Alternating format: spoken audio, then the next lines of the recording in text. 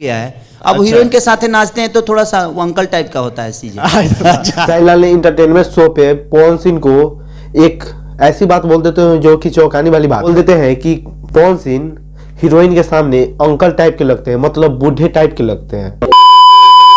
Hello दोस्तों, स्वागत है हमारे यूट्यूब चैनल में। तो गाइज आज हम लेके आए बहुत शानदार वीडियो। हम इसलिए शानदार वीडियो बोल रहे हैं कि बहुत दिन बाद भोजपुरी इंडस्ट्री के सबसे बड़े कलाकार पवन सिंह और खेसारी लाल के बीच में फिर से विवाद छिड़ है। तो इसी विवाद को लेकर हम आज बात करने वाले हैं। तो मिलते हैं वीडियो में। पवन सिंह बाद में है, सबसे पहले मेरे पिता समान है ये। अरे भैया जी, अभी ना आप कुछ दिन पहले बोले हुए थे से पवन सिंह बाद में वो मेरे बाप समान है, पिता समान है। अभी ना कुछ दिन पहले ही बोले हुए थे आपने। थोड़ा सा एज ग्रुप हो गया है।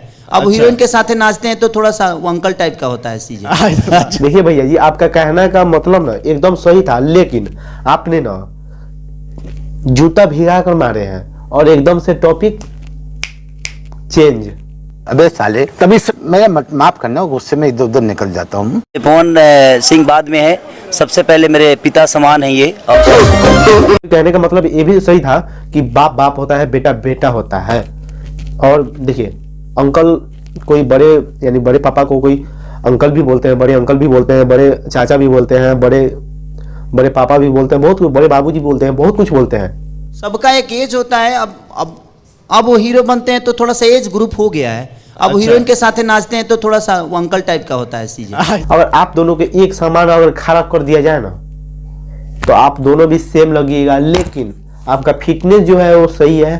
पवन भैया का फिटनेस थोड़ा, पवन भैया की उम्र इस साइड शो हो रहा होगा और खेसारी भैया का इस साइड। पवन सिंह बाद में है, सबसे पहले मेरे पिता समान है ये। देखिए भैया जी, एक बात हम हमेशा बोलेंगे कि भोजपुरी इंडस्ट्री के सबसे समान करने में सबसे ज्यादा बोला जाए तो खेसारी भैया है, क्योंकि बड़े को सामान देते हैं, छोटों को भी सामान देते हैं, सबके यानी सामान करते हैं। लेकिन कुछ कुछ ऐसे हैं ना एक्टर सिंगर, वो ना थोड़ा सा भी फैन फॉलोइंग लेकर वो अपने आप को ना पता नहीं भगवान समझते हैं।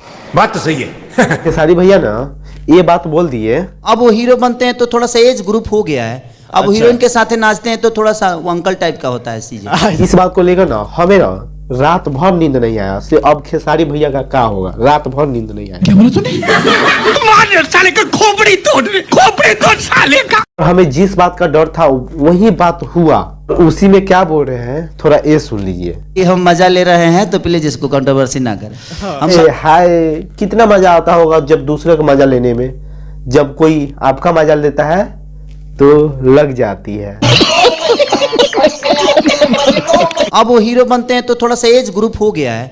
अब हीरोइन के साथ नाचते हैं तो थोड़ा सा वो अंकल टाइप का होता है सीजन। खेसारी लाल ने एक छोटी सी बात बोल दिया और पवन सिंह ने एक छोटी सी बात को लेकर स्टेज शो पे इतना विवाद फैलाए, सुन लीजिए। हमारे एज हो गई,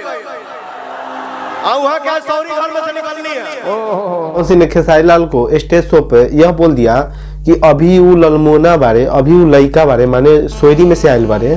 समझ रहे हो आप? भाई हम मजा ले रहे हैं तो प्लीज इसको कंट्रोवर्सी ना करें। हम खेसारी लाल ने लास्ट में ये भी बात बोला से हम इस बात हम यानी मजे ले रहे हैं, तो तब भी इस बात को सुना करके पवन सिंह ने यह बात बोल दिया कि बजाओ सोहर बजाओ।